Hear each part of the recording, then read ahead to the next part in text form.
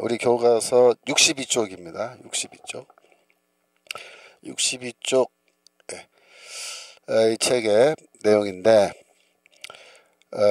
이제 가격에 대한 이야기인데 이 자유시장 경제 제도의 큰 장점은 뭐냐면은 이 시장에서 가격이 형성된다는 게 이게 아주 큰 장점이에요.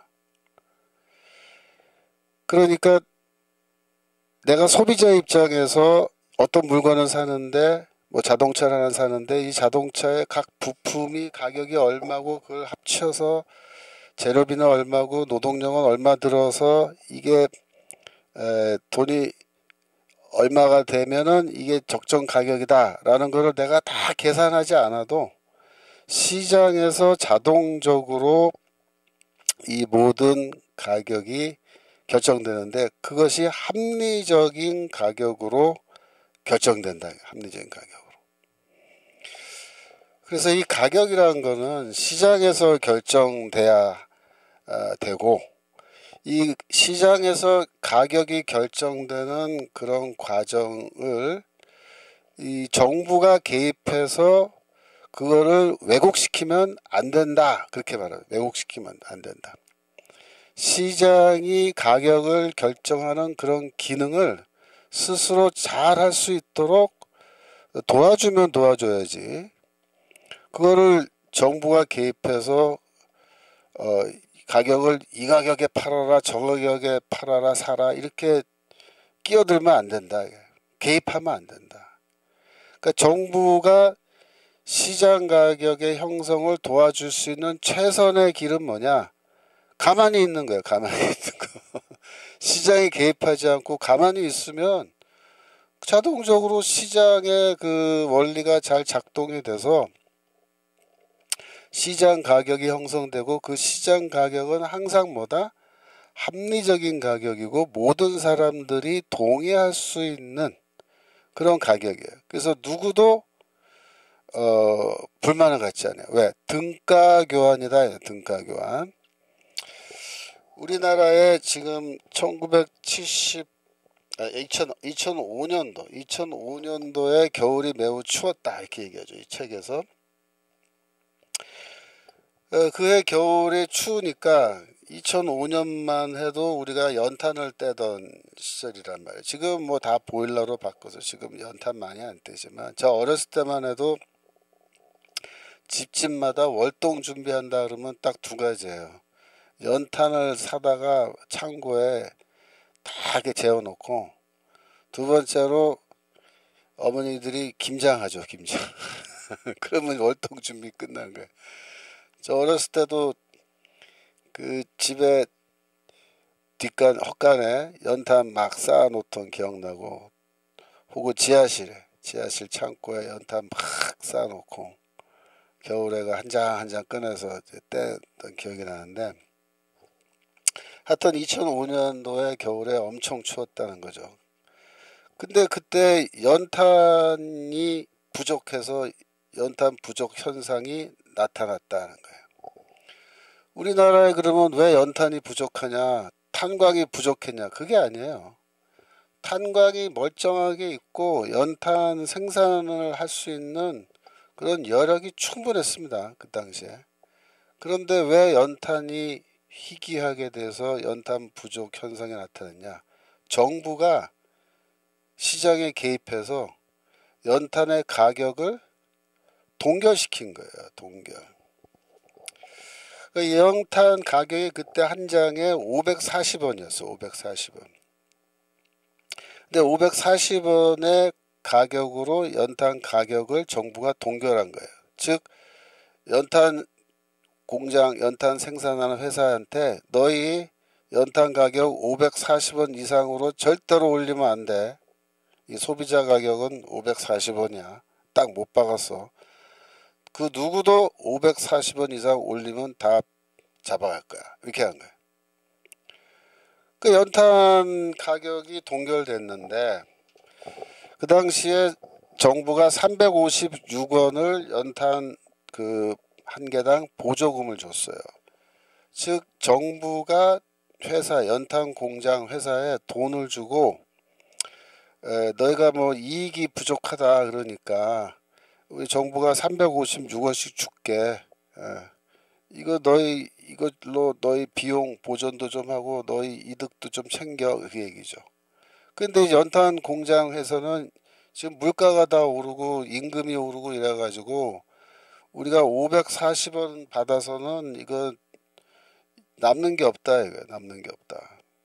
정부가 356원 보조금 챙겨주는데 그럼 보조금을 더 챙겨주든지 356원에서 좀 많이 올려주든지 그것도 아니고 보조금 지금 겨우 356원 주면서 연탄 가격은 540원에 동결해라 올리면 잡혀간다?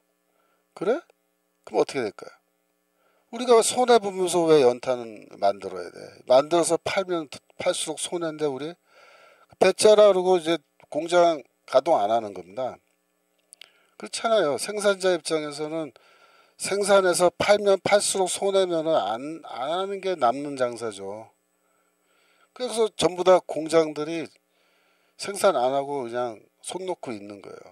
그러면 소비자 입장에서 어떻게 돼요? 연탄 부족해. 연탄 부족하면 어떻게 돼요? 네? 가격이 뛰게 돼 있어요. 그나마 얼마 안 되는 거 그러면 서로 사겠다고 난리 칠 거 아니야. 겨울은 다가오고 추워 죽겠는데 그러면 이제 더 붙여 팔 수 있는 거죠. 더 붙여. 근데 잡아간다 그러니까는 이제 할 수 없이 540원에 다 팔고 남는 게 없는 거 이제 더 이상 팔 연탄이 없는 거죠. 그러면 그 겨울 추운 겨울에 전부 다 냉방에서 자는 일이 생기는 거예요. 그러니까 추위에 부들부들 떨면서 사는 거예요. 그 겨울에 아니 연탄이 왜 부족하냐 이거예요. 우리나라 탄광이 없냐? 석탄 생산량이 부족해. 석탄이 쌓여 있어요. 연탄 공장에 석탄이. 왜 안 만드냐 이거. 이유는 간단해요. 정부가 가격을 동결했기 때문에 우리 못 만든다요. 그 가격에는.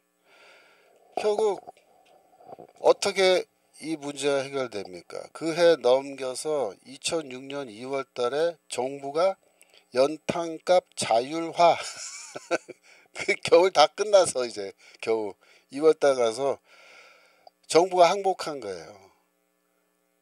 즉 무슨 말입니까? 자신이 잘못했다 이거죠. 애꿎은 국민들만 그 추운 겨울에 연탄 부족해가지고 부들부들 떨고 막 연탄 찾느라고 막 난리친 거예요. 처음부터 연탄값을 자율화했어야죠. 540원에 시장 개입해가지고 가격 동결시키고 시장 가격이 형성되는 걸 막은 겁니다. 결국 정부가 항복하고 연탄 가격은 시장에 자율적으로 알아서 가격 형성해서 팔고 살아. 쉽게 말하면 연탄 공장 사장 네가 올려야 되면 올려라 이거예요. 근데 연탄 공장이 여러 개잖아요.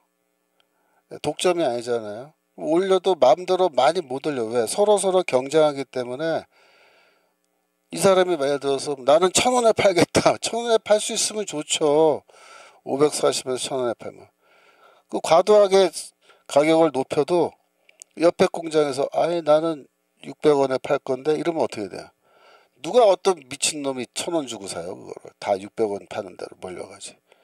그러니까 서로 눈치 보면서 우리는 600원 뭐 610원 뭐 이렇게 서로 맞춰 하다 보면 시장 가격이 형성이 되는 거예요. 적정한 선에서.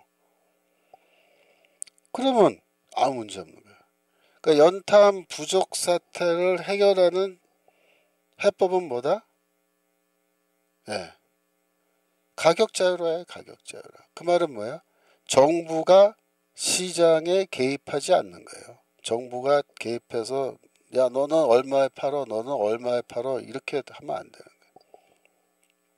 과거에 우리 대한민국이 정부가 가격을 통제하던 시절이 있었어요. 그러니까 모든 생산물의 가격을 통제한 게 아니라 극히 일부 가격, 극히 일부. 예를 들면 저희 어렸을 때 이 버스비 있죠, 버스비. 버스비 같은 거는 정부가 가격 통제를 했습니다. 그래서 버스 회사에서 마음대로 가격을 뭐 올린다거나 조정한다 못하게 한 거예요.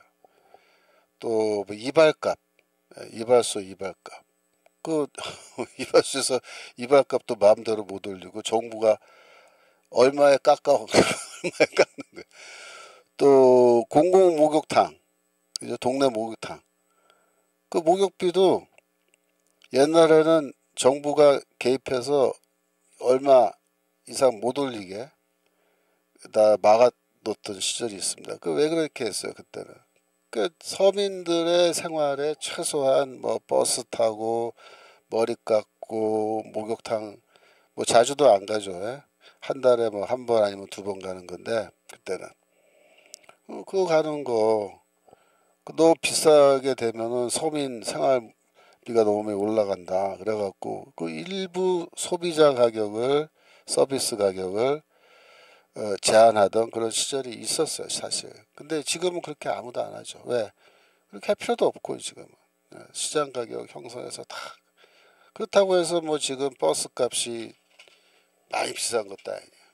우리나라가 다른 외국과 비교했을 때 그 생활의 큰 장점이 뭐냐면 대중교통 너무 잘 되어 있는 거죠. 대중교통이 싸요. 지하철 엄청 싼 겁니다. 이거. 여러분 일본에 가서 여행 좀 다녀보신 분은 알겠지만 일본 가면은 동경의 지하철이 비싸요. 예? 버스 비싸요. 택시 말할 것도 없습니다. 택시 엄청 비쌉니다. 일본 못 타요. 비싸서. 우리나라 택시비 외국 사람들이 와서 딱 놀라는 게 그거예요. 이렇게 교통값이 싸냐. 뉴욕의 택시비요, 여러분 엄청 비쌉니다. 못 타요. 거기다 팁까지 줘야 돼요. 택시비 팁에 뒤집어씁니다. 그래서 우리나라처럼 이렇게 교통 좋고 대중교통 가격이 싼 나라가 없다 이거죠. 그러니까 지금은 다 자율화하고 이렇게 해도 문제 없으지만 옛날에 한때 그렇게 했던 거예요. 이게 2005년도만 해도 이 연탄이란 건 서민들의 그 겨울의 난방을 해결하는 뭐 거의 유일무이한 그런 해결책이니까 연탄 가격을 이제 동결한 거는 정부가 나쁜 뜻을 갖고 한 건 아니야. 나쁜 뜻을. 정부는 선한 의도로. 왜? 서민들이 그 겨울 난방비가 너무 많이 들면은 고생할까봐 연탄 공장 사장들 마음대로 올리지 못하게끔 540원에 딱 고정시켰어요. 그러니까 정부는 이렇게 해놓으면 서민들이 이번 겨울을 따뜻하게 연탄 떼면서 그 아랫목에서 따뜻하게 이 겨울을 보낼 수 있을 거다라는 선의를 가지고 그렇게 했지만 뭐예요? 시장이라는 거는요. 그런 선의를 가지고 뭐 개입한다 그래서 이게 선의가 이루어지는 그런 게 아니에요. 시장은 뭐다? 이건 시장 가격이란 게 형성되기 때문에 그 적정 가격에서 거래가 이루어지는 게 맞는 건데 그거 작동을 못하게 막아놓으니까 거꾸로 어떻게 해요? 막 뛰는 거예요. 뛰는 거예요. 연탄 가격이 뛰고 혹은 물품 부족 상태가 벌어지는. 이런 현상은 우리나라만 있었던 게 아니라 고대 로마 시대도 있었다. 65페이지. 로마의 물가 통제법. 예. 디오클레티아누스라고 하는 로마 황제가 그 시민들, 국민들의 그 생활비를 도와주기 위해서 물가를 안정시키기 위해서 어떻게 했어요? 모든 일용품과 시장 거래 물품의 가격을 통제하는 물가 통제법을 만들었다. 그래서 뭐 소고기, 계란, 뭐 의복 할 거 없이 모든 가격을 이 가격 이상으로는 못 올린다. 예. 그리고 뭐 교사, 변호사, 재단사, 의사 등등의 그 임금 그것도 상한선을 정했어요. 예. 이 이상은 못 올린다. 그리고 심지어 700에서 800개의 항목의 가격 상한선을 정해놓고 뭐라 그랬냐면 이걸 어기면 다 사형. 더 무섭죠. 사형. 잡아간다가 아니고 사형이. 그러니까 어떻게 됐을까요? 로마 시민들의 삶이 더 좋아졌을까요? 아니에요. 어떻게 됐습니까? 정당한 가격에 거래를 해야 되는데 시장 가격으로 등가 교환을 해서 그 길이 막혀버리니까 너무 싸게 팔아야 된다 이거예요. 싼 값에. 그러면 어떻게 돼요? 아무도 안 팔아요. 왜? 내가 이거를 이 가격에는 못 판다 이거예요. 내가 너무 손해다 이거예요. 차라리 이 가격에 파느니 창고에 쌓아놓겠다. 그거죠. 그러니까 곡물, 특별히 식량 이런 거 매일같이 먹어야 되는데 곡물을 팔던 사람들이 나 안 팔아. 그러고서는 딱 창고 문 닫아 걸어버린 거야. 그러면 시장에 곡물 부족 사태가 벌어지면 가격이 뛰어버리죠. 더 비싸지는 거예요. 비싸죠. 물자가 부족하고 가격은 뛰고 일반 시민들은 뭐야? 미쳐버린 겁니다. 미쳐버려. 그러니까 이제 밥을 못 먹고 막 이런 일이 벌어지니까 일반 시민들이 어떻게 해? 집단행동. 저 창고를 털러 가자. 그래갖고 이 폭도가 돼요. 폭도. 누가 이 선량한 시민들을 폭도로 만든가요? 황제가 이렇게 한 거죠. 황제는 나쁜 의도로 이렇게 했나요? 나쁜 의도로? 아니요. 황제는 우리 로마 시민들 좀 더 생활비 줄여주고 잘 살게 해주려고 물가 통제한 건데 정반대의 결과가 온 겁니다. 물가는 뛰고 생활비는 오르고 물가 부족해서 밥도 못 먹고. 그러니까 황제가 어떻게 항복한 거예요. 결국에서 물가 통제법 폐지. 예. 폐지하고 나니까 어떻게 돼요? 모든 가격이 정상으로 돌아오는 거예요. 순식간에. 그렇죠? 순식간에 정상으로 돌아오고 그동안 부족했던 물자가 다시 부족하지 않고 풍족하게 돼요. 즉 뭐냐? 시장에서 거래할 때 합리적 가격에서 거래하는 것. 그거를 막으면 안 된다. 그 막으면 역효과가 난다. 역효과가. 아무리 물자가 남아 돌아가도 가격을 통제하기 시작하면 물자가 돌질 않아요.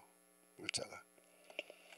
그러니까 이 피가 돌아야 사람이 사는 것처럼 물자가 유통이 돼야 이 국가가 유지가 되고 사람들이 필요한 거 다 구입해서 먹고 살고 다 하는 거죠. 그런데 가격 통제하겠다. 국가가. 그러면 아무리 남아돌던 물자도 이제는 시장에서 자취를 감추고 살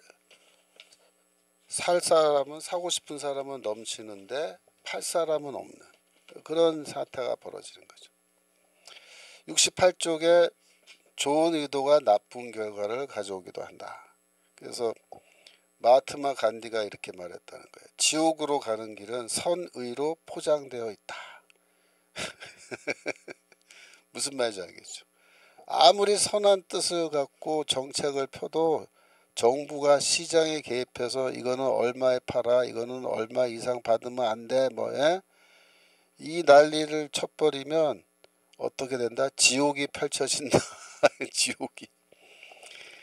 이 유명한 사례로 그 69쪽인데 프랑스의 로베스피에르라는 사람 얘기가 나오죠. 여러분 로베스피에르가 어떤 사람이에요?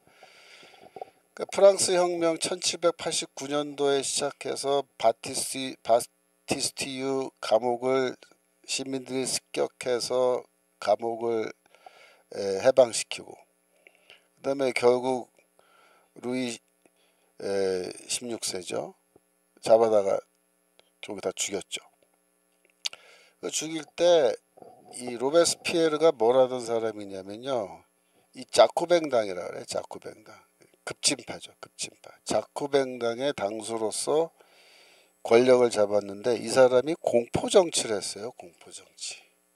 로베스피에르는 공포정치를 한 프랑스 혁명 당시 공포정치한 사람인데 이 사람이 쉽게 말하면 단두대 단두대 아시죠?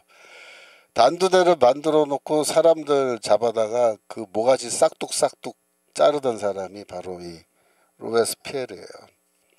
그러니까 공포정치란 게 뭐예요? 단두대 정치거든요. 말 안 들어?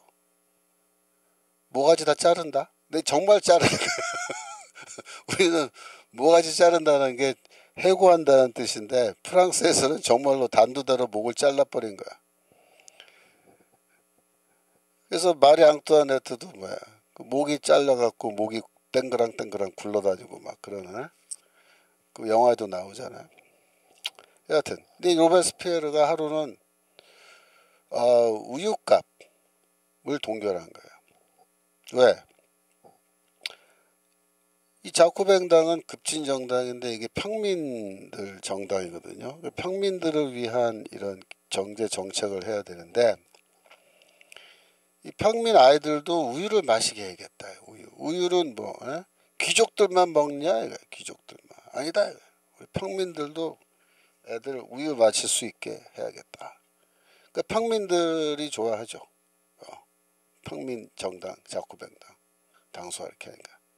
그래갖고 우유 가격을 내려라 강제로 싼 값으로 내려라 이렇게 한 거예요. 그랬더니 단기적으로 효과가 있죠. 단기적으로는 우유값이 내리니까 평민들도 돈 주고 우유를 사 먹을 수 있게 된 거예요. 그러니까 만세 우리 로베스피에르 만세 자쿠뱅당 만세 뭐 이러면서 우리 평민들도 이제 우유 먹는 시대가 열렸습니다 여러분. 그러면서 신문에 뭐 방송에 유튜브에 막 로베스피에르를 막 칭찬하고 막. 근데 어떻게 돼요? 우유값을 강제로 내려놓으니까 우유를 생산해서 파는 사람들, 즉 젖소를 키우는 사람이야. 젖소를 키워서 우유를 짜서 이제 파는 우유 생산업자들이 그 가격에 우유를 팔 것 같으면 이거는 팔수록 손해인데 안 팔겠다 이거죠. 그러면 젖소라는 거는요, 이 풀을 먹고 이 밥을 먹으면 자동적으로 젖이 생산되는 소가 젖소잖아요. 그러니까 젖소는 젖을 짜줘야 돼요. 젖을 안 짜주면 이게 또 문제가 생기잖아요. 소에. 그러니까 소에 문제가 생기니까 젖을 짜서 팔긴 팔아야 되는데 팔면 또 손해고 이게 어떻게 이 골치 아픈 거야. 이게 해결하는. 해결 방법은 뭐예요? 젖소를 도살해서 그냥 도살장에 팔아버리는 거예요. 그러니까 어차피 이거 우유 팔아서 이윤이 안 남을 거면 이 젖소를 계속 사료를 먹여야 될 거 아니야. 굶겨 죽일 수는 없으니까. 그 사료값이 또 정해져 있는 건데 그 계속 사료 사다가 먹여봐야 이 우유를 팔아봐야 돈이 남는 게 없어요. 사료값도 안 빠진다 이거예요. 그럼 어떻게 해야 됩니까? 젖소를 갖다 팔아버리는 거예요. 도살장. 그래갖고 이 우유 생산업자들이 소를 다 도살장에 팔아버리니까 어떤 현상이 벌어지냐면 고기값이 떨어진 거예요. 고기값, 소고기 값이. 소고기 가격이 막 하락하는 거예요. 그러니까 사람들이 소고기 값이 싸지네? 웬일이지? 그래서 처음에 막 소고기 파티를 벌이는 거죠. 알고 보니까 그 소고기가 어떤 소고기예요? 젖소의 소고기인 거예요. 그 젖소를 다 갖다 죽여버리는 거죠. 그러면 우유를 누가 만드나요? 젖소가 다 도살장에서 죽어버렸는데. 그러니까 우유가 값이 어떻게 돼요?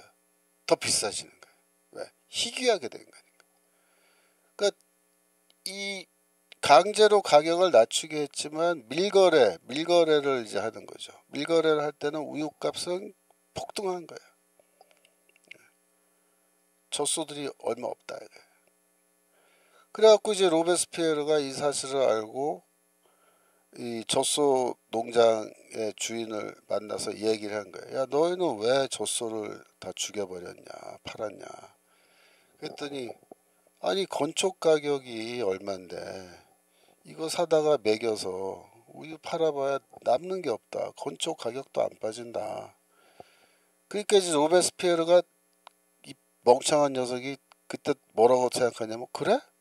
그러면 건축 가격을 내리면 되겠군 이렇게 된 거예요. 건축 가격. 이번에는 또 강제로 건축 가격을 내리게 한 거예요. 그러니까 이게 공포 정치니까 건축업자들한테 야 너희들 가격 내려. 안 내려? 잡아다가 모가지 싹둑 간다. 모가지 싹둑. 단두대. 예?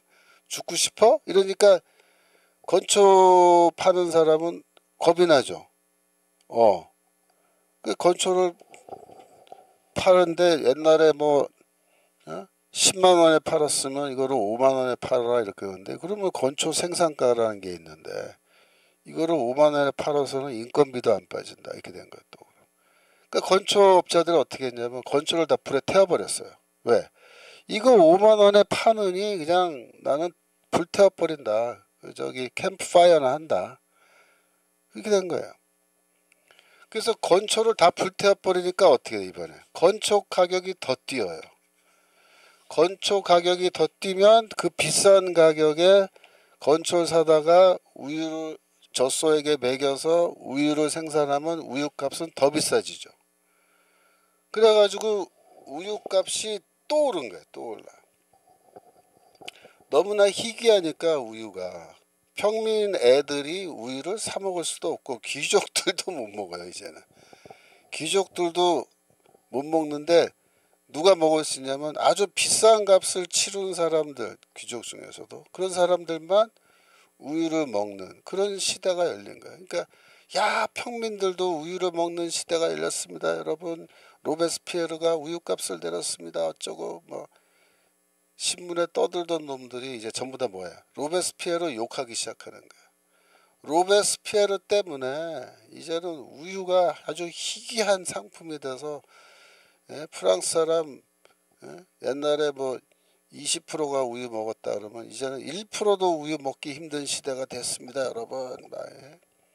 그러니까 어떻게 돼요? 불만이 막 쌓이는 거예요. 그러니까 로베스피에르라는 사람이 이 경제를 전혀 모르는 놈인 거예요. 로베스피에르와 그와 함께하는 자코뱅당 당원들, 자코뱅당의 우리말로 하면 국회의원이죠. 국회의원이라는 것들이 자코뱅당 놈들은 경자도 모르는 놈들인 거예요. 그런 놈들이 정권을 잡은 거죠. 그래갖고 경제정책이라고 한 게 강제로 우유값 내리고 강제로 건축값 내리게 하고 그 난리 치니까 그런 식으로 경제를 운영하면 나라가 어떻게 되겠어요? 망하는 거예요. 망하는 거예요. 그래가지고 결국 어떻게 됐습니까? 자코뱅당이 이제 뒤집어진 거죠. 그래서 로베스피에르가 권력을 잃고 로베스피에르는 지가 만든 단두대에 모가지가 잘려서 죽었어요. 이게 코미디입니까? 희극입니까? 비극입니까? 이 스토리 안에 희극과 비극이 다 들어있는 거예요. 희비극인 거예요. 똑같은 일이 지금 대한민국에서 벌어지고 있는 거 아세요, 여러분? 이재명과 민주당이 지금 이 우리나라 경제를 생각하고 이 경제 정책을 펼치는 이런 모습 보면요, 이 로베스피에르 꼴 나게 생겼어요. 그러니까 첫 번째로 국가 재정이라는 게 있는데 국가 재정은 어떻게 되냐면은 세금이 국가의 수입이고요. 그 다음에 국가가 채권을 발행해서 수입을 잡을 수 있어요. 그걸 국채라 그러죠. 국채를 발행해서 국채를 팔면 돈이 들어오잖아요. 근데 국채는 뭐예요? 빚이거든요. 국가가 빚을 지는 거예요. 그래서 국채를 발행해서 돈을 찍으면 찍을수록 정부는 부채가 늘어나는 거죠. 현금이 생겨서 그거를 뿌릴 수 있죠. 예? 그래서 뭐 1차 지원금, 지금 2차 지원금도 지금 뿌리고 있잖아요. 정부가 돈이 있어서 뿌려요? 돈이 많아서? 아닙니다. 원래 세금 걷어서 이제 뿌려야 되는 건데, 세금은 올리면은 저항이 생기죠. 세금 저항. 그러니까 조세 저항이라 그래요. 조세 저항. 그러니까 조세 저항 운동이 벌어진다고요. 그러니까 세금이라는 거는 국가가 운영하기 위해서 세금을 안 걷을 수는 없죠. 걷어야 돼요. 하지만 적정세율이라는 게 있습니다. 적정세율. 그러니까 소득의 몇 프로, 뭐 기업의 경우에는 몇 프로의 세금을 매긴다 이거죠. 근데 그게 적당히 적정선에서 매겨야 돼요. 합리적으로. 그러니까 세금을 내는 사람도 뭐 그래 이 정도는 내가 내는 게 맞지 라고 받아들일 수 있는 정도의 세율을 해야 되는 거죠. 그러니까 세금을 올리는 거는 힘든 거예요. 마음대로 막 못 올려요. 근데 우리나라는 또 웃긴 게 뭔지 알아요? 세금 감면을 해주는데 이 저소득층은 아예 세금 다 감면 받아버려요. 그러니까 우리나라는 세금을 누가 내냐면 상위 10%가 뭐 전체 세금 세금의 뭐 몇십 프로를 낸다 이렇게 돼 있잖아요. 제가 정확한 통계는 지금 기억 못 하겠는데 뭐 40%인가 이상 되죠. 그러니까 우리나라는 지금 세금을 워낙에 이 고소득자들에게 고세율을 매겨서 세금을 왕창 거뒀고 이 하위 계층에게는 세금을 거의 안 내게 하는 그런 상태인데 이걸 더 올려버린다. 그러면 이제 상위 계층도 이제 반발하는 거죠. 그래 나 그럼 이민 가버리는 거예요. 잘 있어 잘 살아 나는 간다.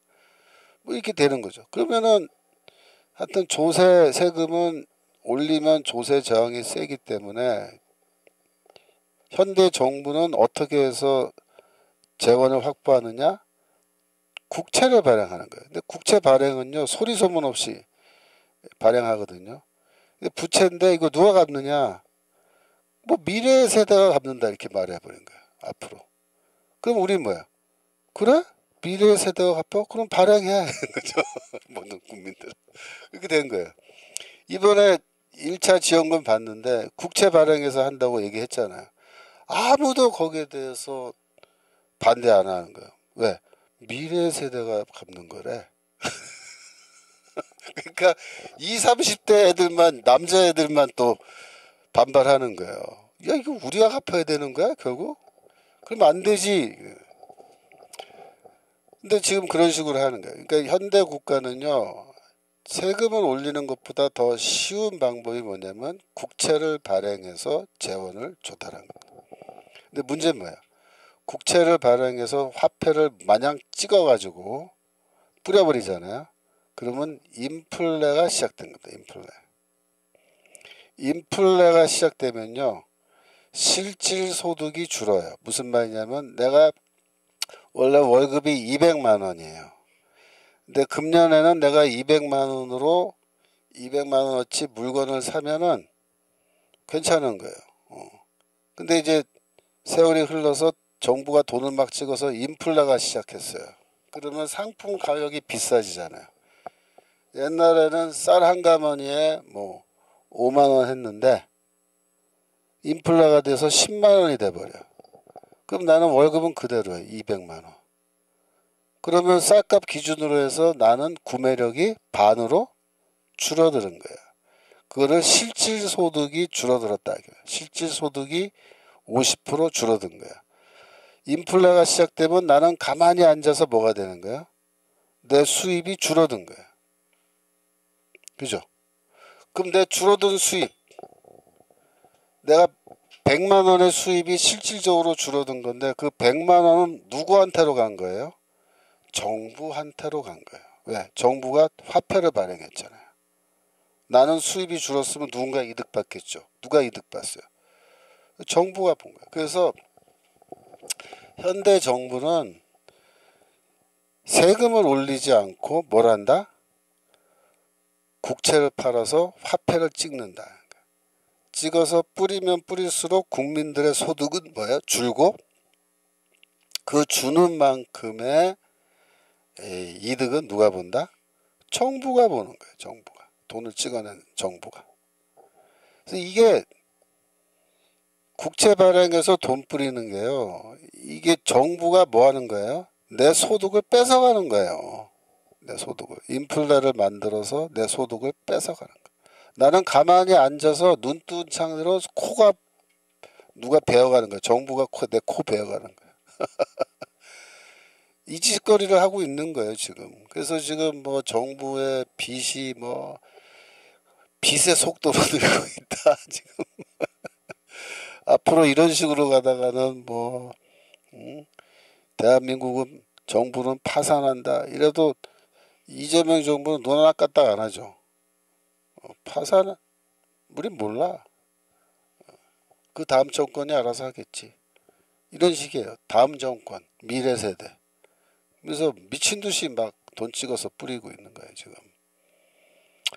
기가 막히죠. 기가 막히다. 그 다음에 관세 이 협상은 말할 것도 없죠. 그래서 지금 관세 협상은 이건 뭐 100% 이재명 정부의 실책입니다. 그러니까 3,600억, 3,500억 달러 미국에 투자한다라는 거는 언론에서 미국이 우리한테 강요하고 있다 이런 식으로 지금 거짓말하고 있는데 아니에요. 제가 어젠가 그제 그 자료를 다시 확보했는데 이재명이가 직접 SNS에 올린 글이 있어요. 거기에 다 나와요. 그러니까 우리나라가 3,500억 달러 미국에 투자하겠다고 지네들이 지 입으로 말했다는 거예요. 그래서 이거는 빼도 박도 못해요. 미국이 내놓으라고 한 게 아니고 미국은 그냥 너희들이 최종적인 베스트 안, 최고의 제안을 너희들이 만들어 와라 라고 그냥 그렇게만 말한 거예요. 그래서 한국 정부가 만들어 온 게 3,500불 500만 달러 미국에 투자하겠다 라고 이재명 정부가 협상팀이 그 안을 만들었고 이재명이는 뭐라 그랬어요? 내가 협상 모든 과정을 다 챙겼다. 내가 다 챙겨서 하나하나 다 내가 했고 3,500불 이거 달러 투자하는 거는 이재명이가 청와대에서 다 그렇게 하기로 결정해서 그래서 협상단이 상무장관 러트니기한테 그 얘기했고 러트니기가 트럼프한테 보고하니까 트럼프는 오케이 그러면서 이재명이 백악관으로 불러 사인하지 뭐 그래갖고 이제 불렀는데 백악관 가서는 입싹 씻고 우리는 돈 없다 이렇게 된 거죠. 그러니까 이제 이게 어떻게 결말이 나올까요? 아직 결말이 안 나왔습니다, 여러분. 지금 25%를 내고 있는데 이 결말이 아니에요, 여러분.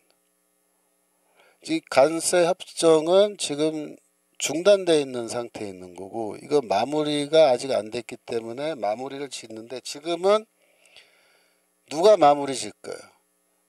미국이 마무리 짓는 거예요. 중단되어 있는 상태. 그래서 미국이 그래 그러면 25%로 그냥 가. 우리는 이해할게. 3,500불은 3,500억 달러 얘기는 없었던 걸로 내가 해줄게. 그러면 관세 일반 관세 25%야 대한민국 알겠지? 그렇게 해서 이게 마무리될 수도 있어요. 하지만 만약 미국이 또 트럼프가 아니 이 자식들이 3,500억 불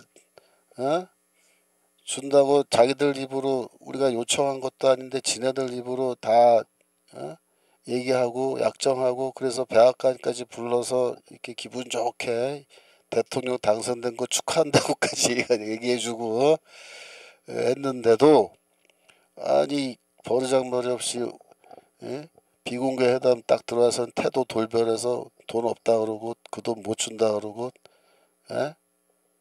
그냥 무책임하게 뛰쳐나가 그 다음에 타임지랑 인터뷰하면서 3,500불 3,500억 달러 이거 내가 사인했으면 대한민국은 IMF처럼 파산했을 겁니다. 그러면서 마치 미국이 강제로 3,500억 달러를 내라고 우리를 목줄을 쥐어오고 있습니다. 막 이렇게 떠들고 돌아다녀. 이것들이 나를 완전히 무슨 뭐 돈에 미친 스크루지로 나를 그렇게 만들어. 그래가지고 만약에 미국 정부나 트럼프나 거기 백악관의 실세들 부통령부터 해서 전부 다 하나같이 이거 버르장머리 고쳐놔야 됩니다. 예를 들어서 이재명이 대한민국 그럼 어떻게 되겠어요?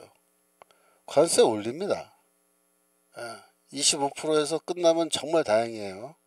만약에 미국이 열받아서 50% 때리면 어떡할 거예요? 일반 관세. 우리나라 당장에 이거 지금 파산 납니다. 과연 일반 관세 50% 때리는데 한국 물건이 수출이 되겠어요? 미국에? 미국에 수출 안 하면 어디에 수출할 건데? 차이나? 여러분 중국에 수출하는 거는요. 한국이 중국 수출하는 게 많다고 지금 언론에서 떠들죠. 근데 그 수출하면은 그거 조립하고 최종 물건 만들어서 중국은 어디다 수출해요? 미국에 수출해요. 미국에. 예? 그러면 중국은 관세 안 맞아요? 예. 결국 수출 안 돼요. 그게. 그러면 중국이 자기들도 수출 못 하는데 미쳤다고 대한민국 거 수입해요? 안 되는 거예요. 이게. 그래서 지금 이 국제무역이 어떻게 돌아가는지 이거를 잘 보고 국제정세가 어떻게 돌아가는지 지금은 무조건 대한민국은 중국하고 친하게 지내면요 안 돼요. 우리는 딱 자세를 우리는 반중 우리는 더 이상 중국이랑 같이 안 놀겠습니다. 우리는 오직 미국과 함께 하겠습니다. 그렇게 하면요 트럼프가 미국이 15%에서 더 낮춰줄 수도 있어요. 왜? 한국이 전략적으로 미국한테 얼마나 중요합니까 지금 이 상황에. 중국 지금 무릎 꿇려야 되는데 한국이 중국 편에 선다 그러면요 트럼프가 한국 가만두겠어요? 생각을 해보세요. 중국을 때려잡으려고 그러는데 한국이 중국 편을 들어? 그럼 한국부터 먼저 때려잡아야 될 거 아니야. 그래 중국을 때려잡지. 그렇게 되는 거예요. 중국의 동맹들부터 먼저 약화시켜 놓고 그 두목을 때려잡는 거예요. 항상 때려잡을 때는. 왜냐면 같이 덤비잖아 같이. 그러니까 작은 놈들부터 먼저 손을 본다고. 그러면 대한민국을 먼저 손보게 되는 거예요. 저는 그래서 정상적인 경우는 중국을 손보고 원래 대한민국 손본 거다 이렇게 했는데 지금 돌아가는 꼬라지가 대한민국을 먼저 미국이 손을 보는 쪽으로 갈 수 있어요 여러분. 그러면 관세 50% 예를 들어서 때렸다고 칩시다. 그럼 견뎌요? 대한민국이 못 견뎌요. 그 트럼프의 메시지는 그건 뭘까요? 너희 관세 50% 맞고 이재명 밑에서 살고 싶으면 잘 살아봐 그 얘기예요. 잘 살아봐. 어떻게 돼? 너희 살고 싶으면 어떻게 대한민국에 너희는 대한민국 사람들은 반미 아니잖아요. 극소수 빼놓고 다 친미라고. 미국 사람들이 그 얘기 하죠 요즘에. 이재명이가 반미지만 대한민국 국민들은 친미다. 그 미국 사람들 다 알아요. 그래서 결국은 뭐다? 너희가 이재명 쫓아내라. 옛날처럼 미국이 뭐 다른 나라 정치 개입해서 정권 뒤집었고 그런 거 이제 안 해요. 절대로. 미국이. 무슨 말입니까? 뒤집어 엎고 싶으면 너희가 알아서 뒤집어 엎어. 그 대신에 우리가 조건은 만들어 줄게 그거예요. 50% 때린다. 만약에 트럼프가 대한민국 관세 50%다. 그건 무슨 뜻이냐면 이제 너희들한테 달렸어. 너희들이 뒤집어 엎어야 돼. 우리는 조건은 만들어 줬다. 이재명 정부 타도해야 되는 조건은 우리가 만들어 줬으니까 타도는 너희가 해. 그 얘기죠. 그렇게 된 거예요 지금. 그런 방향으로 가고 있습니다. 지금. 이재명이가 갑자기 회개하고 돌아오지 않는 이상. 근데 절대로 회개하고 돌아오지 않아요. 얘네들은 제가 그랬잖아요. 뼛속까지 반미인 애들이기 때문에 이 주사파 본진 애들은 절대로 미국에게 우리는 무릎 꿇지 않는다. 그 옛날에 운동 가요 노래 중에 무릎 꿇고 사느니 서서 죽기 원한다. 그런 노래 있어요. 애들이 그런 노래 저도 그때 불렀죠. 무릎 꿇고 사느니 서서 죽기 원하는 애들이에요. 미국한테 제국주의 비제국주의에 우리는 무릎 안 꿇는다 그거죠. 그래서 이렇게 가는 거예요. 그러니까 이제 이재명이가 노골적으로 반미 친중 드러낸 게 지난주 말에 그 유엔 안보 안전보좌 이사국 안보리 15개국 중에 대한민국이 하나인데 우리나라가 하필이면 9월달에 의장을 맡은 의장국인데 의장국 맞자마자 안건을 올렸는데 이란 제재를 완전히 다 철회하는 동의안을 올렸잖아요.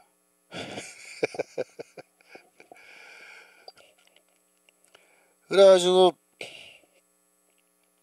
그 동의안에 찬성하는 나라가 중국, 러시아, 그 다음에 파키스탄, 또 하나가 뭐더라? 스리랑카였나? 뭐 하여튼. 그래가지고 세상에 진짜 쓰레기 같은 이 저기 반서방 국가들 편에 대한민국이 선 거예요. 이제는 노골적이에요. 이게 도전하는 겁니다.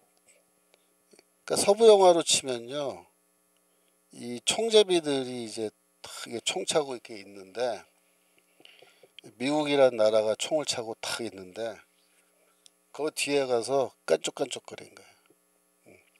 저 중국 믿고 깐족깐족거린 거예요. 그래서 이란 제재 풀어주자. 그거 어디라고 안보리에서 그런 안건을 함부로 내는 거예요. 그거는요 미국 등에다가 칼을 팍 꽂은 거예요. 미국이 가만히 있는데. 그럼 미국이 칼 맞고 가만히 있겠어요? 근데 문제는 이제 칼질을 했는데 칼이 빗나간 거죠. 부결됐으니까. 칼을 던졌는데 칼이 딱 빗나갔어. 그럼 미국이 딱 돌아서서 보자. 누구야? 그러니까 대한민국이에요. 그 미국이 가만히 있겠어요? 칼 던졌는데? 총 뽑아서 쏴 죽인단 말이야. 이게 지금 그런 상황까지 간 거예요. 우리 대한민국의 외교라는 게 어이가 없습니다. 지금 어이가 없어요. 그러니까 이게 정치 경제가요, 외교가 이게 다 하나로 묶여 있는 건데 이런 식으로 하면요, 결국 우리나라의 지금 환율도 물론 이제 점점 올라가고 1,400. 그다음에 물론 지금 뭐 주식이 지금 잘 된다 그러는데 그 주식 시장에 누가 들어왔어요? 두 가지예요. 중국 돈이 들어오기 시작했어요. 주식에. 그래서 중국 사람들이 한국 주식 사기 시작한 거예요. 왜? 얘네들이 이제 슬슬 이제 한국은 우리가 먹을 거야 이렇게 된 거예요. 한국은 먹을 수 있을 것 같아. 이재명이가 우리 편이야 이제. 미국 몰아내고 우리가 먹을 거야. 그러니까 중국 돈이 막 들어오는 거야. 중국. 그래? 그러면 한국 주식 좀 사봐야겠는데 우리가 먹을 거면. 그게 된 거죠. 그러니까 주식값이 올라가는 게 중국 돈 들어온 거고. 두 번째로 우리 저기 퇴직하면은 그 받는 연금, 연기금이라고 하죠. 연금 재단. 연금을 지금 동원해서 주식에다가 이제 투자하게끔 한 거죠. 그래갖고 지금 주식값이 오르고 있는 거예요. 근데 연기금이 이제 빠지고 중국 애들이 다시 이거 팔고 나가면 이게 떨어진다 이거죠. 지금 분위기는 그렇게 돌아가는 거예요. 좀 희한한 분위기입니다. 참 걱정할 수 없는데 이 정치라는 사람들이 경제를 잘 알아야 되는 거예요. 그래서 경제 전문가들이 있어야 경제를 말아먹지 않고 정권을 잡더라도 이게 제대로 이제 돌아갈 텐데, 민주당 얘네들은 공부한 게 뭐다? 막수주의 경제학, 정치 경제학밖에 공부를 안 했기 때문에 얘네들이 정권을 잡으면은 경제를 항상 어떻게 한다? 말아먹는다. 말아먹는다. 그게 문제인 거죠. 자, 넘어가서 79쪽. 인간은 왜 늘 부족하다고 느낄까? 예. 맞습니다. 부미김님, 가게들이 다 비었어요. 해운대 쪽도 중국 관광이 바글바글 이상한 분위기야. 맞습니다. 9월 29일부터죠. 무비자로 중국 사람들은 무제한으로 입국 가능하게 완전히 빗장을 열어놨습니다. 내년 6월까지예요. 내년 6월까지 중국 사람들은 한국에 무제한으로 쏟아져 들어온다는 거예요. 이런 일이 있을 수 있어요. 이런 일이. 근데 내년 6월이 뭐냐면요. 내년 6월이 그 지방선거였는데요. 지방선거. 그러니까 지방선거 할 때까지는 중국인들 무제한으로 들어올 수 있게 해주겠다. 이 미친놈들이 그렇게 해놨어요. 근데 지방선거는 문제가 뭐냐면 외국인도 선거권을 가져요. 그래서 중국 애들 무제한으로 들어오게 한 다음에 6월 달에 선거할 때는 중국 사람들도 지방선거 선거권 투표권 갖거든요. 그럼 우리는 어떻게 된다? 민주당 또 이긴다. 그러니까 이놈들이 지금 내년도 선거에 이길 수 있을까 걱정이 되는 거예요. 벌써부터 자기들도. 정치 경제 이렇게 말아먹고 있으니까 자기들도 느끼잖아요. 지방선거 못 이기는 거 아니야? 그래? 그럼 중국 사람들 다 불러 모아. 이게 된 거야. 이 대가리 돌아가는 것들이 이렇게 돌아갑니다. 지금. 아니 지금 미국도 그렇고 영국도 그렇고 온 유럽이 그 불법 체류자 외국인들 몰려오는 거 그것 때문에 지금 다 지금 시위하고 데모하고 싸우고 난리가 났잖아요. 지금. 미국도 이번에 트럼프가 왜 승리했느냐 이유 하나예요. 민주당이 국경을 열어가지고 불법 이민자들이 체류자들이 막 물밀듯이 밀려 들어오니까 미국 국민들이 이건 너무 지나치다 이거예요. 우리나라가 노동력이 필요하고 외국인 불법 노동자들이 들어와서 취업함으로 인건비가 싸거든요. 미국이 싸지거든요. 그래서 이득을 다 본다고요. 미국 사람들 그거 알아요 다. 미국 사람들 그 앞마당 풀 깎는 거요. 그거 저기 직접 깎기가 힘드니까 자기들이 귀찮으니까 그 돈 주면 깎는데 한 달에 30불 주면 다 깎아줘요 와서. 네. 한 달에 30불이 왜 30불이냐고 불법 이민자들이 와서 깎아주니까 한 달에 30불입니다. 그거 만약에 백인들이 그 와서 돈 받고 깎으면요 두세 배 받아야 돼요 인건비가. 그렇게 돼 있거든요. 그거 다 알아요. 근데 너무 지나치게 이민자들을 마구 받아들이니까 민주당 지지하는 사람들조차 다 돌아선 거예요. 이건 너무 심하다. 그래서 트럼프가 국경 닫아 걸겠습니다. 그러니까 그쪽으로 표가 쏠린 거예요. 미국도 부정선거 했어요. 트럼프가 얘기하잖아요. 부정선거 했다. 그런데도 그거를 압도적인 표차로 이겨버린 거예요. 그 정도로 이 국경 문제가 센시티브한 문제입니다. 근데 우리나라 지금 국경을 완전히 열어 젖힌 겁니다. 그것도 중국 사람한테. 지금 반미 친중하는 이 정부가 중국 사람들을 대거 불러 모아서 여기서 더 세차게 반미 친중으로 지금 몰아가고 있는 거예요. 이게요. 제가 그저께 아침에 지하철을 탔는데 그 지하철 그러니까 주일인가요? 주일 아침에 지하철 타고 광화문 이제 예배 간다고 탔는데 지하철 딱 탔는데요. 어떤 덩치 큰 남자 청년 남자인데 지하철 그 의자 위에 드러누워서 자고 있는 거예요. 그 새벽에 아침에. 그거 본 적이 없거든요. 근데 옷을 입은 행색을 보면요 한국 사람이 아닌 거예요. 그 몸에 짝 달라붙는 반바지 있죠. 여기 무릎까지 오는 거. 에? 그런 걸 입고 위에는 티셔츠 입었는데 머리가 깎아놓은 그 헤어스타일이 빡빡이 머리 같은 거예요. 이렇게 우리나라의 20대 남자의 그렇게 키 큰 애가 덩치 큰 애가 그런 바지 입고 그런 헤어스타일로 아침 9시 10시 그 상간인데 거기 지하철에 자빠져가지고 술을 먹었는지 마약을 했는지 정신을 못 차리는 거예요. 앉아있지를 못하고 자빠져갖고 자는데요. 칸을 한 5칸 정도 걔가 차지하고 있는데 그 주변에 아무도 가서 앉질 않아요. 앉을 수가 없죠. 냄새나고. 예? 걔가 어떻게 할지 모르는데 불안하니까.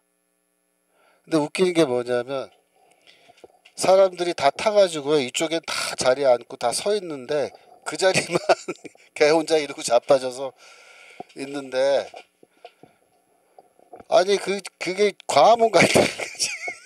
그러고 가는 거예요. 그게 기가 막힌 거예요. 근데 저도 사실 지하철 자주 타는 편이거든요. 왜냐하면 시내 나갈 때 그 저기 차 막히니까 지하철 타고 많이 다니는데 아니 그렇게 타고 다니는데 제가 그런 걸 본 적이 없어요. 근데 최근에 그러고 보니까는 지하철에 이렇게 신고해야 되는데 아무도 신고를 안 하더라고요. 아침에.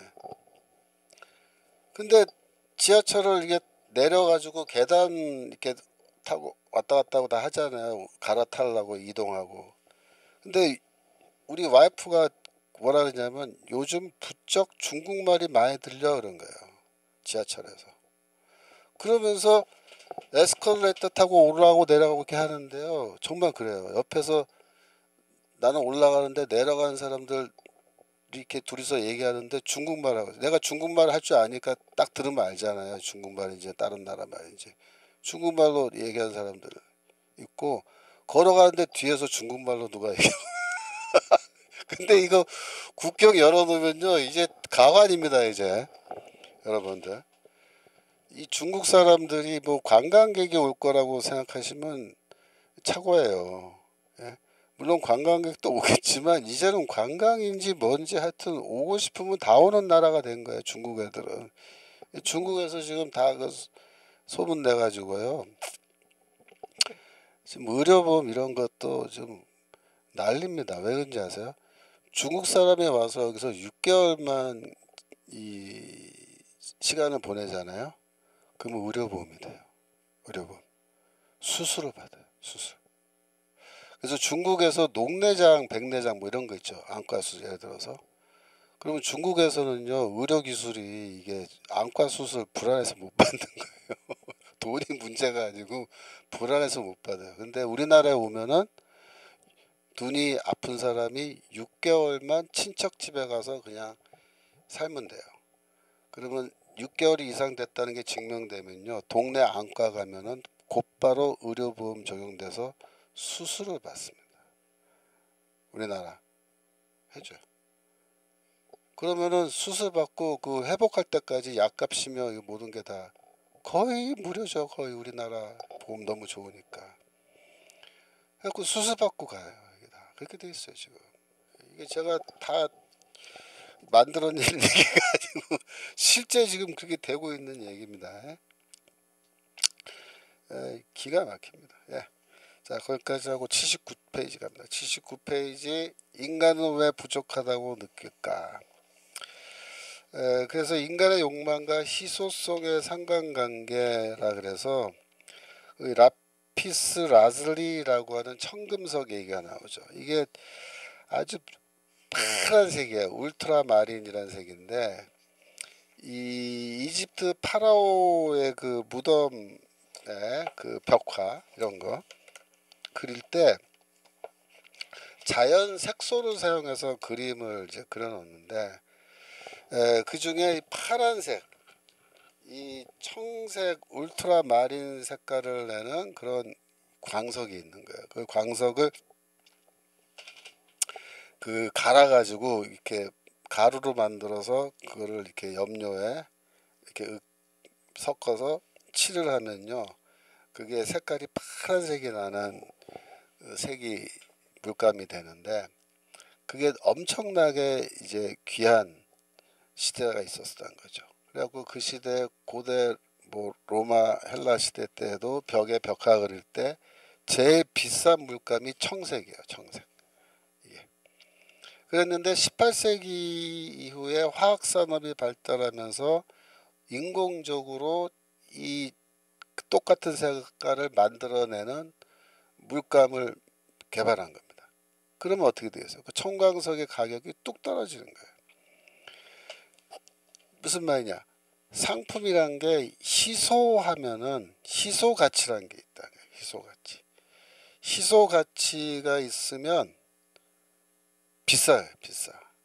거꾸로 그게 흔해지면 가격이 떨어진다 이거죠. 떨어진다.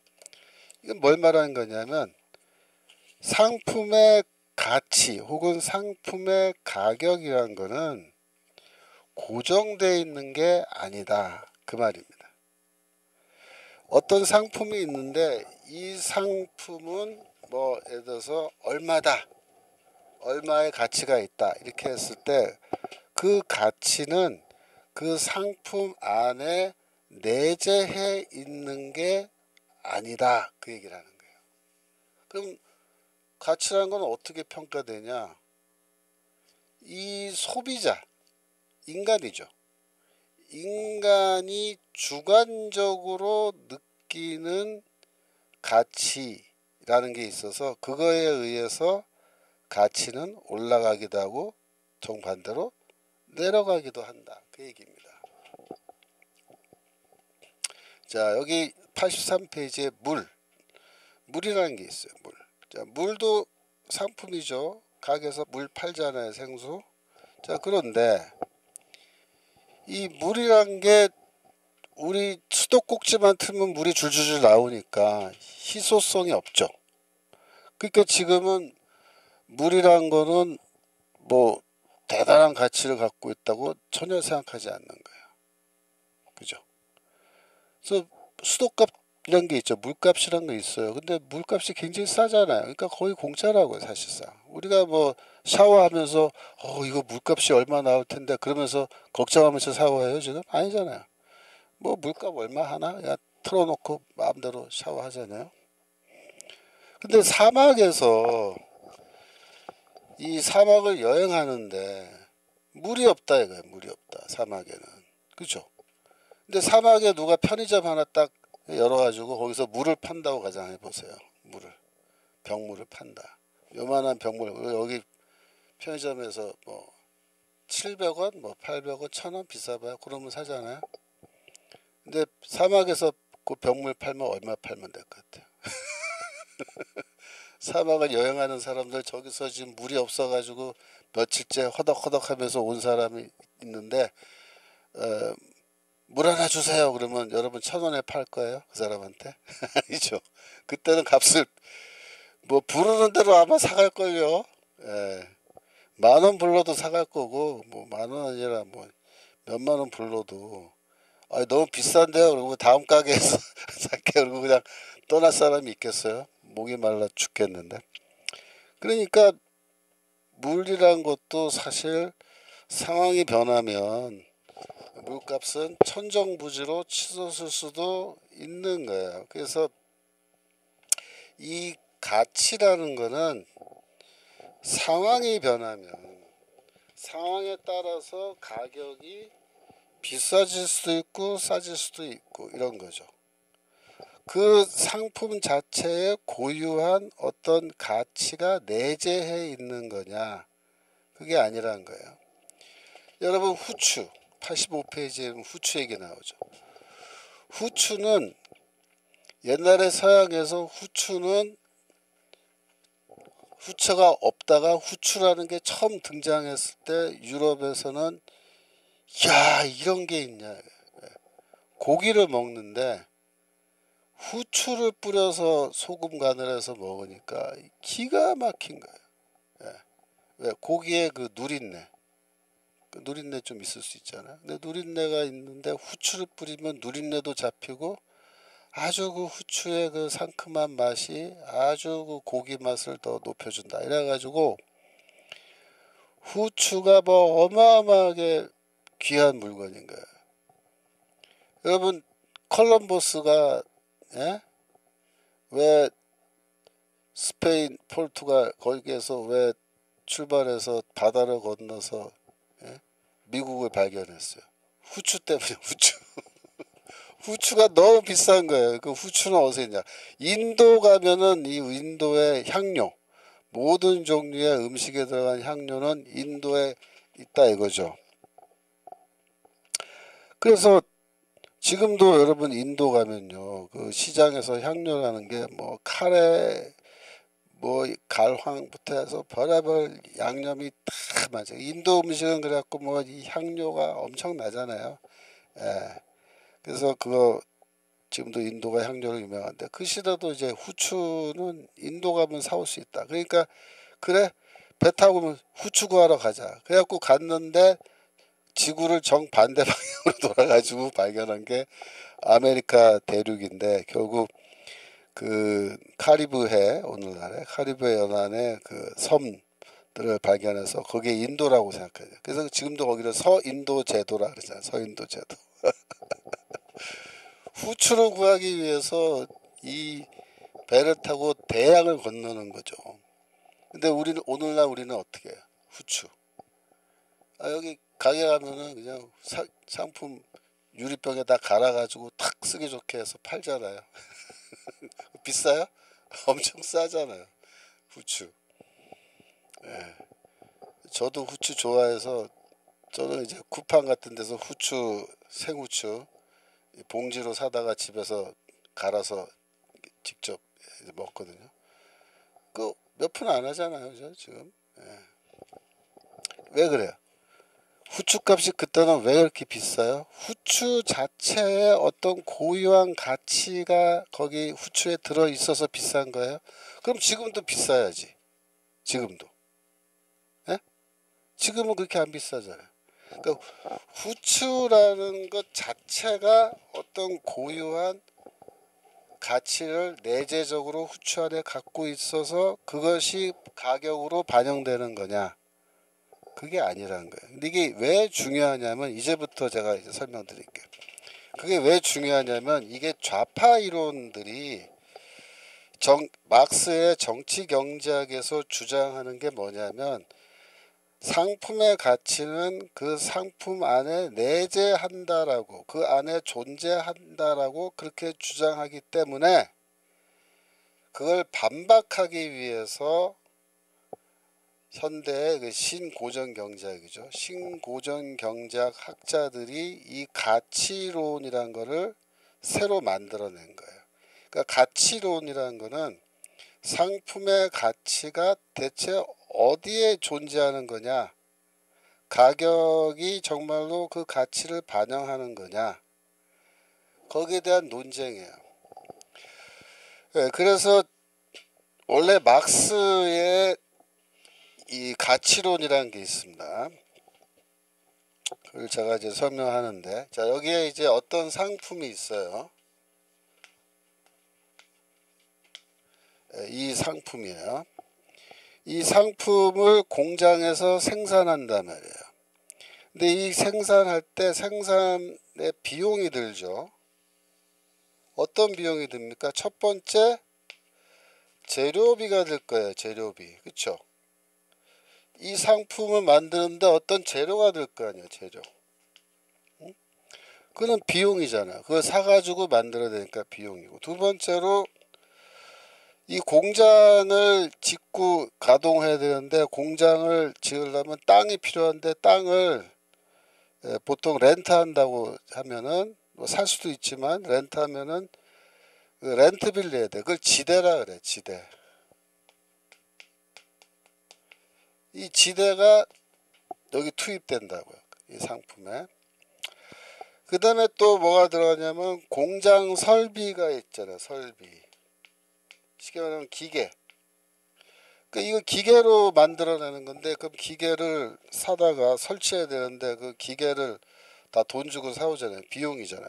근데 이 기계로 이제 이 상품 만들면은 기계는 점점 조금씩 이제 망가지겠죠. 그래서 언젠가는 기계가 스탑한단 말이야. 그럼 그동안에 이 상품을 만드는 그 가격에 이 기계값이 일부 반영돼야 돼요. 그거를 뭐라 하냐면 감가상각비라 그러죠. 감가상각비. 이 설비가 계속해서 망가지니까 감가상각해서 그 비용을 여기다가 포함시킨다 이거죠. 그 다음에 또 뭐 사무실도 만들어서 행정도 해야 되고 뭐 홍보비도 좀 들어가고, 그러니까 이제 뭐 일반적으로 그런 거를 뭐라 그럴까요?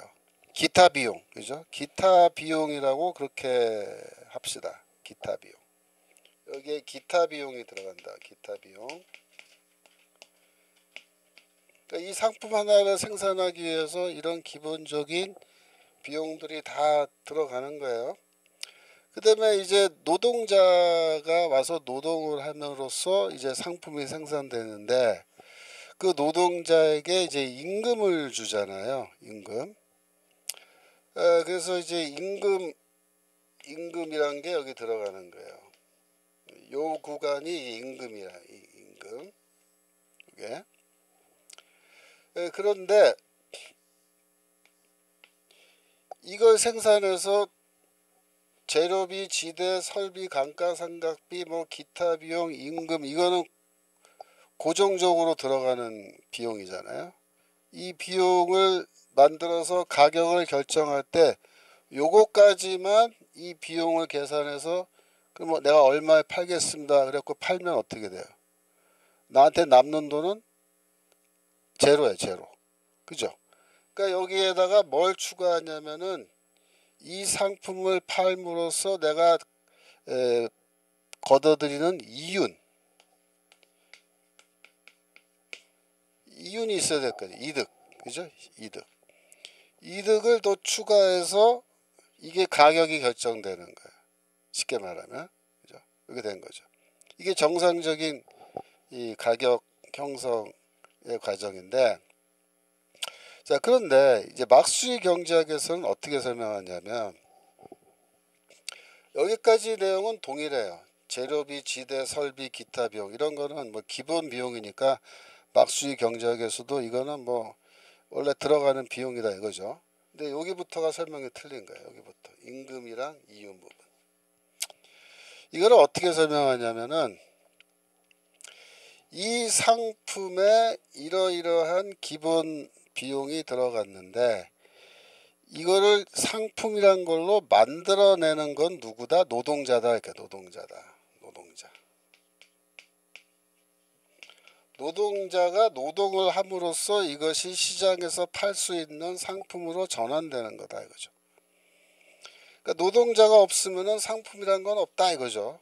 그것도 뭐 틀린 말은 아니에요. 근데 이렇게 할 때 노동자는 뭐야? 노동을 이 상품에 투입한다 이렇게 말이야. 노동을 투입한다.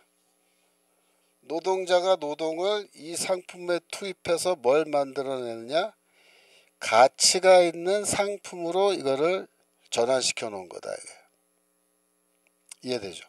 노동자가 노동을 투입해서 이러이러한 재료를 시장에서 팔 수 있는 형태의 상품으로 전환해 놓은 거다. 그러므로 이 노동자가 노동을 해서 뭘 만들었느냐? 이마만큼의 가치를 생산했다. 이렇게 말한 거야. 가치 생산. 이마만큼의 가치를 생산했다.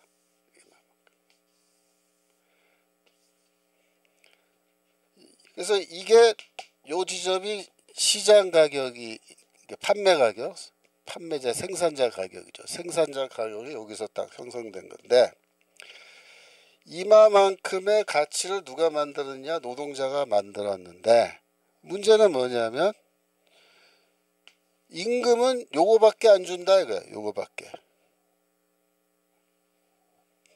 안 준다. 그래서 요만큼의 가치는 노동자가 생산해낸 것임에도 불구하고 노동자가 임금으로 받지 않았다 이겁니다. 그래서 이거를 뭐라 부르냐면은 잉여가치라 그래요. 요만큼은. 이 이윤에 해당하는 이거를 잉여가치라고 그래요.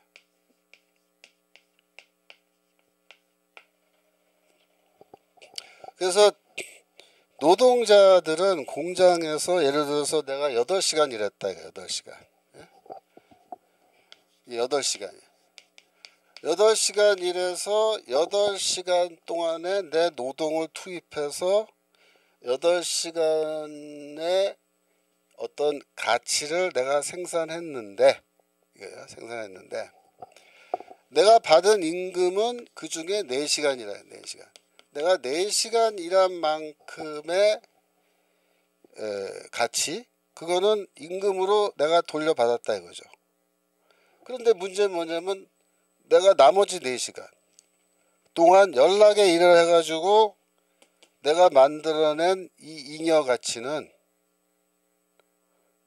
내가 만들어낸 거다. 노동자가. 그렇게 설명해. 막스는. 그래서 이거를 뭐냐면 잉여 노동이라 그래. 잉여 노동.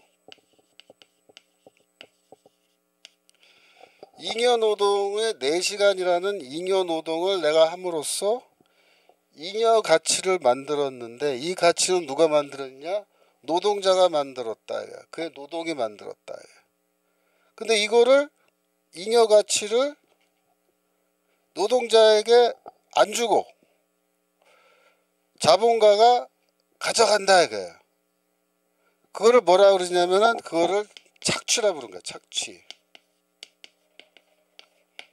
자본가가 노동자를 착취한다라고 할 때 착취는 뭐냐면은 노동자가 잉여 노동을 통해서 생산한 잉여 가치, 그거를 우리는 이윤이라고 부르는데 막스는 이윤은 잉여 가치다 이렇게 얘기해요. 잉여 가치다.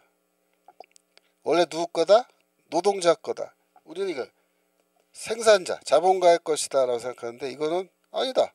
노동자 거다. 노동자 거다. 왜? 노동이 가치를 생산하기 때문에.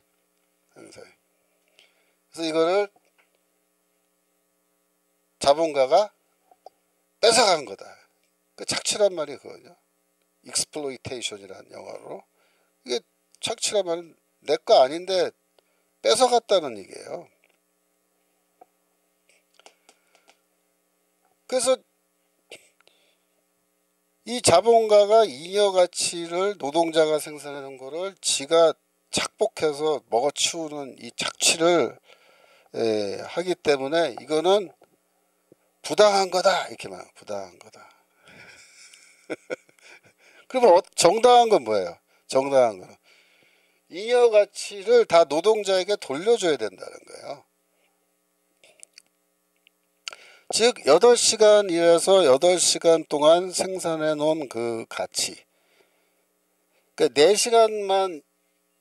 4시간 정도의 노동을 임금으로 해서 환산해서 주지 말고 8시간 한 거를 다 줘야 된다 얘한테. 자, 만약에 그래 다 준다고 칩시다. 잉여 가치가 제로가 되고 이 모든 거를 다 임금으로 노동자에게 주면, 그죠? 그러면 착취가 없는 거죠. 착취 없는 세상이 되는 거죠. 그런데 그러면은 자본가는 이윤이 얼마가 남아요? 제로가 남아요. 제로. 제로가 남아요. 제로가. 그러면 누가 생산하냐 이거죠. 생산하냐. 그러니까 이 착취 없는 세상에서 살고 싶다라고 할 때 그 말뜻은 뭐예요? 이 자본가들은 이득이 제로가 되는 세상에서 살고 싶다는 거예요. 그러면 누가 기업을 해요? 기업을 안 하죠. 그러니까 막스는 뭐냐면 그 사기업은 다 없어져야 된다요. 어떻게? 몽땅 다 국영기업이어야 된다. 국영기업. 국영기업은 뭐다? 프롤레타리아 계급의 독재. 그러니까 공산당 독재죠. 공산당이 정권을 잡고 공산당 독재를 하면서 모든 기업은 다 국가 소유가 되고 공산당 정부가 실질적 소유주가 되는 거예요. 그 말은 뭐냐면 공산당 정부가 하나의 큰 자본가가 되는 거야. 그렇잖아요. 공산당 정부가 모든 국영기업의 실질적 소유주가 되는 거니까 자본가 하나 큰 자본가 국가가 자본가가 되는 거예요. 국가. 그거를 나중에는 이제 뭐 국가 자본주의라고까지도 이제 얘기를 했는데 여하튼 그런 세상이 되면은 착취가 없는 세상이 되는 거죠. 착취가 없는. 그러면 공산당 일당 독재가 하기 전까지는 착취가 있는 세상인데 즉 이 공산주의 이론이죠. 정치 경제학은 뭐라고 가르치냐면 노동자들에게 이렇게 가르치는 거예요. 야, 이 자본가들이 가져가는 이유는 원래 다 너희 거야. 이렇게 말하는 거야. 너희 거야. 너희들의 잉여 노동이 만들어낸 거를 뺏어가는 거야. 이렇게 가르치는 겁니다. 그 노동자들은 이 정치 경제학 막스주의 이론을 배우고 이제 세뇌가 되고 의식화가 되면은 자본가들은 계속해서 우리 것을 뺏어가고 있구나. 이게 원래 다 내 건데. 그 막스가 뭐라 그렇게 얘기하냐면 자본가들의 자본은 뭐냐면은 자본가들이 갖고 있는 자본은 노동자들의 이 잉여 노동을 통해서 생성된 잉여 가치가 축적된 거다. 자본가들이 노동자들이 생산한 잉여 가치를 다 뺏어가서 축적해 놓은 게 뭐다? 그게 자본이다. 이렇게 가르쳐요. 그래서 그 자본이 너희들이 빼앗긴 그 잉여 가치가 축적된 그 자본이 지금 너희들의 노동을 또 착취하고 있다. 이렇게 말해요. 그래서 노동자들은 끊임없는 착취 속에서 살아갈 수밖에 없다. 왜? 너희들이 착취를 당하면 이 자본이 점점 더 커져. 예. 자본이 점점 더 커지면 커질수록 더 착취의 시스템은 더 견고해지고 너희를 더 계속해서 착취하는 이런 시스템이 강력해진다. 그럼 어떻게 하면 좋겠냐? 뒤집어 엎어야 된다. 혁명에는 다른 길이 없다. 이렇게 가르치는 겁니다. 그래서 우리가 소위 말하는 자본가들의 정당한 이윤, 즉 이런 생산 활동을 통해서 상품을 만들어서 시장에 팔아서 이윤이 남아야 누군가가 공장도 짓고 상품도 생산하고 노동자 고용해서 임금 주면서 생산 활동을 할 거 아니야. 기업이란 게 돌아갈 거 아니야. 그죠? 그런데 막스의 이론에 따르면 이런 기업가들, 자본가들의 정상적인 이윤을 인정하는 거예요?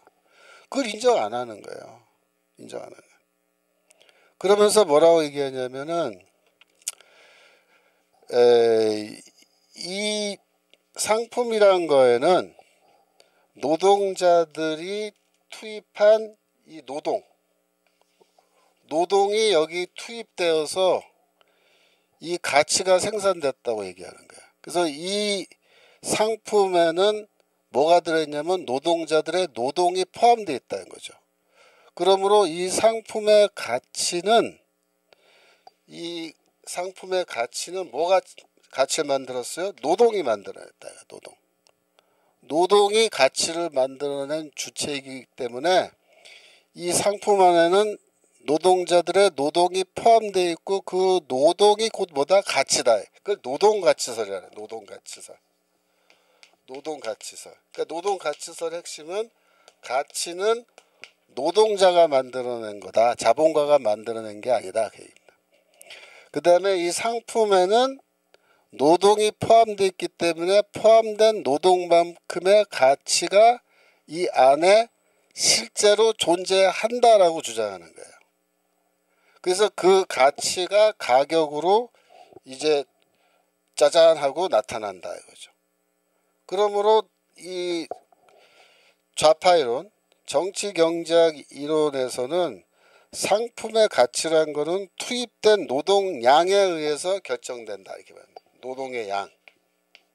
노동량은 결국 어떻게 계산된다 그랬어? 시간으로 계산된다 그랬죠? 노동은 계산할 방법이 없잖아요. 노동의 양은 시간으로만 계산된다 그랬죠. 가격이 아니고 시간으로. 그래서 얼마만큼의 노동 시간이 투입돼서 이 상품이 만들어졌냐에 따라서 여기 노동이 포함되어 있기 때문에 노동의 양은 시간으로 환산될 수 있고, 이 상품을 만드는데 몇 시간의 노동이 필요했느냐에 따라서 이 상품의 가치는 어떻게? 이 상품 안에 내재한다라고 보는 거예요. 내재한다. 상품의 가치는 이렇게 주관적으로 왔다리 갔다리 변동되는 게 아니고, 상품의 가치는 객관적으로 이 안에 존재한다라고 보는 게 이 좌파 이론입니다. 반대로 이 신고정경제학은 아니다. 물처럼 사막에서의 물하고 우리 이런 일상생활에서 물은 희소성에 의해서 그 가치가 달라지기 때문에, 가치란 거는 물이라는 어떤 상품 안에 가치가 내재하는 게 아니라 주관적으로 내가 이 물이 얼만큼 시급하게 필요하느냐에 따라서 인간이 결정하는 거다. 인간이 주관적인 판단에 의해서 가격이 결정되는 거지, 객관적으로 저기 가치가 존재하는 게 아니라고 보는 거예요. 그래서 이러한 이거 제가 지금 설명하는 이런 거 다음 주에도 자세히 설명드릴 때 한계 효용론, 효용가치설 이렇게 말하는데, 효용가치설은 뭐야? 노동가치설을 반대하는 학자들이 만들어낸 거고, 이것이 신고정경제학 우파 측의 이 가치설의 하나 이쪽입니다. 그래서 이게 다 논쟁이 있는 거예요. 그러니까 여러분들이 이런 논쟁을 상대방, 즉 정치경제학, 좌파, 막스 이론의 가치설이 뭔지를 이해해야 이 신고정경제학의 한계 효용설, 효용가치설이 왜 등장하게 됐는지를 여러분이 비로소 제대로 이해할 수 있게 되는 거예요. 시간 다 돼서 일단 여기까지 강의하고, 제가 요거는 다음 주에 다시 한번 또 설명드리고 더 효용가치설에 대해서 말씀드리도록 하겠습니다. 자, 제가 기도 마칠까요? 하나님 아버지, 이 경제를 잘 아는 사람들이 정권을 잡고 정치를 해야 되는데, 대한민국은 지금 경제 문외한인 사람들, 국제경제 문외한인 사람들이 이렇게 정권을 잡고 정치를 함으로 대한민국이 지금 큰 위기 속으로 들어가고 있습니다. 주여 저희를 불쌍히 여기시고 하루속히 이 친중 반미 정권이 무너지게 하시고, 하나님을 두려워하며 정말 이 백성들을 참 목자처럼 잘 아끼는 그런 좋은 정치 지도자를 세워주셔서 이 나라가 속히 정상화될 수 있도록 주여 인도하여 주옵소서. 감사드리며 예수 그리스도 이름으로 기도합니다. 아멘. 네, 감사합니다.